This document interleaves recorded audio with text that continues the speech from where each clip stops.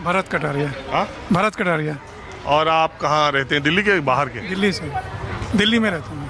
केजरीवाल वाला जो अदालत वाली खबर है आपको पता चली? जैसे आपने बताया अभी मैं सुन रहा था आपकी बातें, तो ये पार्टी के लिए, आम आदमी पार्टी के लिए तो एक बहुत बड़ी राहत की बात है ये, क्योंकि इससे पहले जैसे कि इनके पार्टी के बड़े नेता मुख्यमंत्री और मुख्यमंत्री दोनों ही जेल में गए थे, और जब ये चुनाव हुआ लोकसभा का 2024 में, तो सुप्रीम कोर्ट ने इनको राहत देके कुछ समय के लिए जो प्रचार के लिए निकाला था कि इक्वल चांस मिलना चाहिए, अदरवाइज़ तो ये काफ़ी लंबे समय तक अंदर ही रहना था इन्होंने।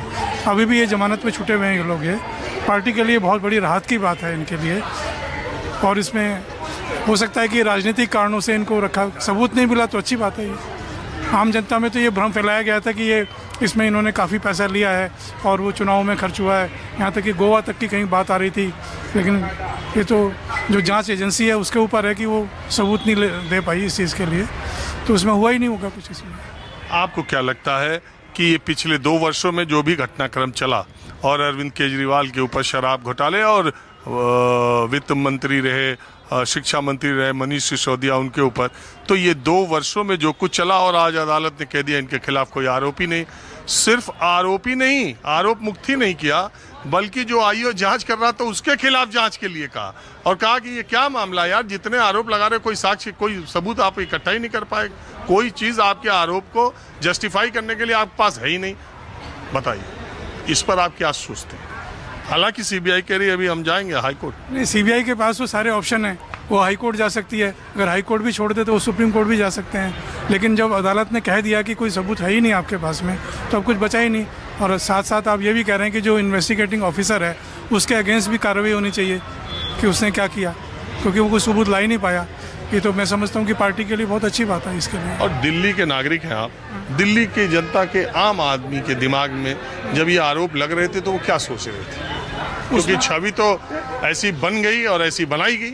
नहीं, उसमें ऐसा होता है कि जो टेलीविज़न चैनल्स पे जो लोग समाचार देखते हैं उसका आम जनता के ऊपर उसके मन पे काफ़ी प्रभाव पड़ता है। अब देखिए चैनल आज क्या चलाते हैं, ये भी सवाल है। आज का जो चला, मैं तो बहुत कम देखता हूँ वैसे चैनल से, मैं अखबार पढ़ता हूँ, बाकी नहीं देखता मैं 2015 से बंद किया हुआ देखने को, क्योंकि अब ये गूगल पे काफ़ी खबरें आ जाती हैं, BBC न्यूज़ चैनल देख लेते हैं हम लोग, बाकी नहीं देखते। हाँ, तो मैं ये कह रहा हूँ, क्योंकि ये जो खबरें हैं इनसे जनता के ऊपर मन, जैसे आपने पूछा कि आप क्या सोचते हैं, जो हम लोग टेलीविज़न चैनल, हम तो देखिए अपनी नहीं, हम तो जनता की बात दिखाते हैं। आप क्या सोचते हैं आप बता दीजिए। मैं तो आपके बहुत कार्यक्रम देख चुका हूँ, आप जनता का जो बताते हैं अच्छी बात है, जनता तो वही, जनता के जो मन में इस बात के लिए बड़ी गहरी धारणा बन जाती है, टेलीविजन चैनल जब खोलते हैं, जब देखते हैं तो उसका बड़ा गहरा प्रभाव पड़ता है जनता के ऊपर, जैसी खबरें दिखाते हैं चैनल से हैं, और चैनल इतने स्वतंत्र है भी नहीं।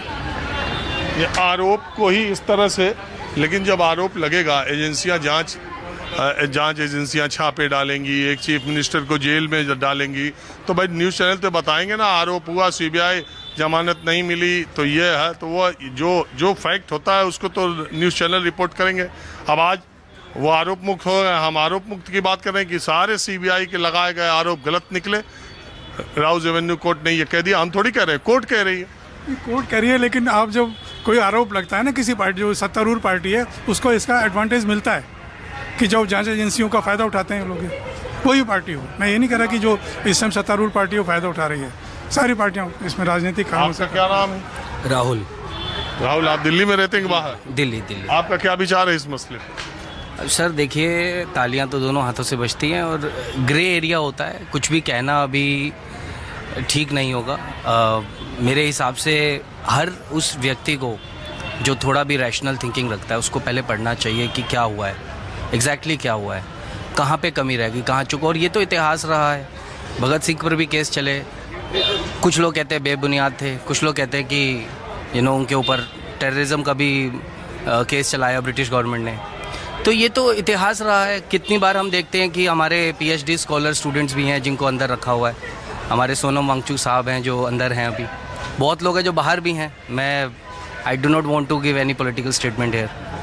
तो ग्रे शेड होती है सर, वाइट और ब्लैक में नहीं देख सकते, मुश्किल होगा थोड़ा। केजरीवाल के बारे में आपका क्या धारणा थी या है? पॉलिटिकल पर्सन है, उन्होंने अपनी पॉलिटिक्स करी, अब जो गवर्नमेंट है वो अपनी कर रही है। दिल्ली के लोगों को हम देख रहे हैं कि गड्ढे तब भी थे, सड़कों में तब भी इश्यूज़ थे, स्कूल्स में तब भी इश्यूज़ थे, और आपको दिख ही रहा है अभी क्या है, ट्रांसपोर्ट का क्या हाल है, ट्रैफिक का क्या हाल है, लोग एम्बुलेंस को रास्ता नहीं देखते, सिविक सेंस पे पूरे विश्व में बात हो रही है, हमारी कैपिटल है ये। तो पॉलिटिक्स है, वो अपनी जगह है, वो अपनी। तो आप ये क्या ये मानते हैं कि अरविंद केजरीवाल की इस घोटाले को लेके जितनी चर्चा हुई वो उनकी छवि को उसने डेंट किया बहुत हद तक, इस फैसले से वो बाहर निकल जाएंगे? हमें ऐसा लगता है कि अब वो बहुत ज़्यादा तेज़ी से अपने को रिवाइव करने की कोशिश करेंगे, 2 गुना नहीं बल्कि और ज़्यादा। आपको लगता है जनता के दिमाग में जो परसेप्शन बैठा था वो इस अदालत के फैसले से निकल जाएगा, लेकिन कि अभी कुछ शंकाएं दिमाग में हैं? देखिए, इतना आसान नहीं होगा सर, इतनी जल्दी लोग नहीं भूलेंगे चीज़ों को, क्योंकि डेंट बहुत ज़बरदस्त था, उसके ऊपर मीडिया कवरेज बहुत ज़्यादा थी, और लोग ज़्यादा पढ़ते नहीं हैं, रिसर्च नहीं करते हैं। वो डिपेंड करता है सामने वाला आदमी, जो सामने सोशल मीडिया है, व्हाट्सएप यूनिवर्सिटी है, या जो भी, मतलब आप समझ रहे हैं मैं क्या कहना चाह रहा हूँ। तो उस हद तक लोगों पर डिपेंड करेगा वो कैसे लेते हैं, मुश्किल होगा थोड़ा। चलिए ठीक है, आप लोगों ने बात की, इसका बहुत शुक्रिया। अब मैं राह चलते लोगों से बिल्कुल